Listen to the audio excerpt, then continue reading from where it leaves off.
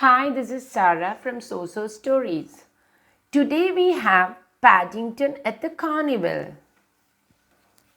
One day, Paddington's friend Mr. Grubber took him on a surprise outing to a part of London known as Little Venice.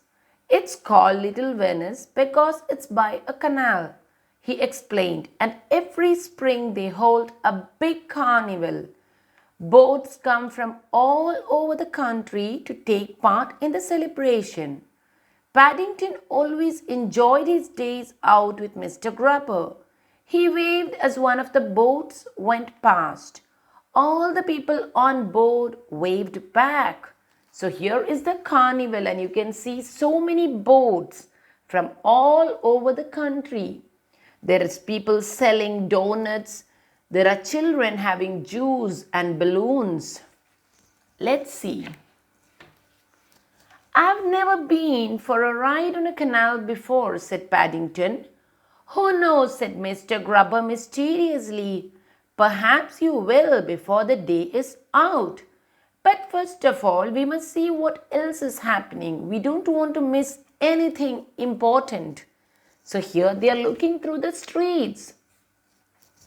Here's somebody selling dolls. Here's a lady buying a plate. He pointed to a board showing all the different events, but there were so many, Paddington didn't know which to try first. How about the Busy Bee Adventure Trail, suggested Mr. Grubber. You have to find as many things as possible, beginning with the letter B. Paddington thought that sounded like a very good idea, especially when Mr. Grubber told him the first prize was a free boat ride for two. Bears are good at trails, Mr. Grubber, he explained. Looking around, he could already see lots of things beginning with the letter B. Apart from B for board, there was a boy blowing bubbles. Here is a boy blowing bubbles. Bubble starts with B. A man eating a bagel. Here is a man eating a bagel. That is a B. And another with a broom. And there is a barbecue and a lady selling bananas. Oh, here is a lady selling bananas. There were boats everywhere and a lot of balloons.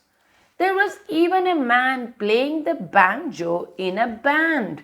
So many B.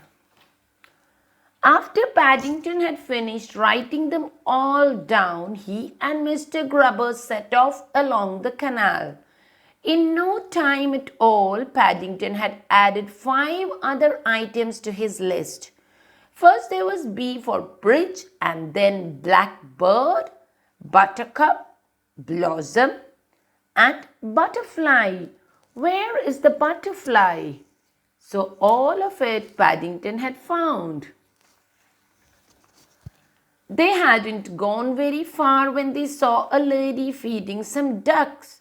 She was wearing a bonnet, a blouse, fastened at the neck with a brooch, and around her wrist she wore a bracelet. When she saw Paddington, she smiled and said, "Would you like some?"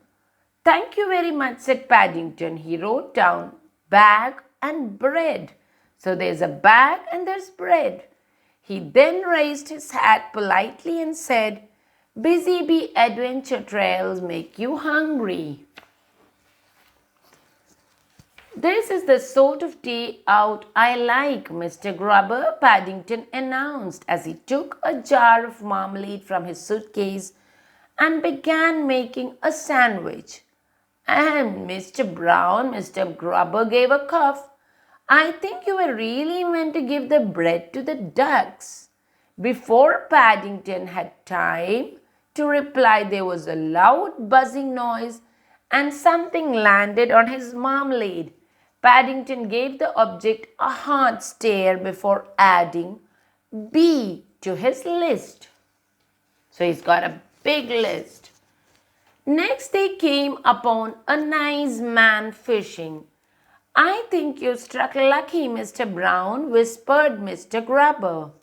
He waited patiently while Paddington wrote down box, followed by beret, beard, belt, buckle, boots, bucket, and basket. Would you like to have a try? Asked the man. You can use some of my worms if you like. Paddington thought that was a very good idea, but first he wrote B for bait. If you're going in for the busy bee competition, said the man, you should watch out. There's a boy following you, and I think he's up to no good. Paddington was about to say thank you when he felt a tug on the fishing line. I think it might be too big to go in my jar, whatever it is, he exclaimed. It feels like W for whale. I'm not sure you'll find any whales this far. Mr. Brown, said Mr. Grubber tactfully. All the same, to be on the safe side, Mr. Grubber tied some rope around his friend so that Paddington does not fall into the water. Strike me pink, said the fisherman. It's a bicycle. Paddington was most disappointed. Never mind, said Mr. Grubber. At least it's another word for your list. So there he's got a bicycle. Shortly afterwards, they came upon a stretch of water with high banks and trees on either side. Paddington decided to have a go at riding the bicycle, but he soon discovered why it had been thrown away. I think I'd better hold the other end, Mr. Grubber, he gasped, pointing to the rope still tied around his waist, in case I fall in the canal. Mr. Grubber was about to explain that if he did that, there would be nothing for anyone else to hold on to, when he saw the look on Paddington's face. Is anything the matter, Mr. Brown? He asked. I think we're being followed by a B for bush, Mr. Grubber. Come back, shouted Mr. Grubber, whoever you are.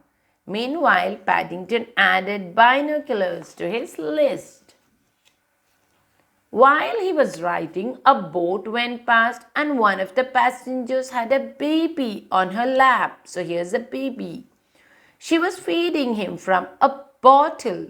The baby was wearing a bib and his sister was holding a ball. Mr. Grubber sat down by the water while Paddington added up his list.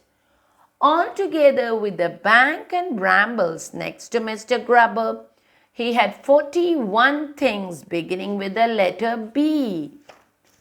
Mr. Grubber looked at his watch. I think it's time we got back, Mr. Brown, he said. You don't want to be late for the judging. Good luck, called the fisherman as they went past. We shall be cheering you on, said the lady feeding the ducks. Has anyone collected more than 40 bees? Called the judge. I have, said Paddington, waving his piece of paper excitedly. I've got 41. So have I, came a voice from nearby. Mr. Grubber looked over the boy's shoulder. This list is exactly the same as young Mr. Brown's, he said sternly. You must have been copying it word for word. Oh dear, said the judge, we can't have that. I'm afraid I shall have to stop the contest. It's all right, Mr. Grubber, called Paddington. We've won. I've thought of another bee that gives me 42.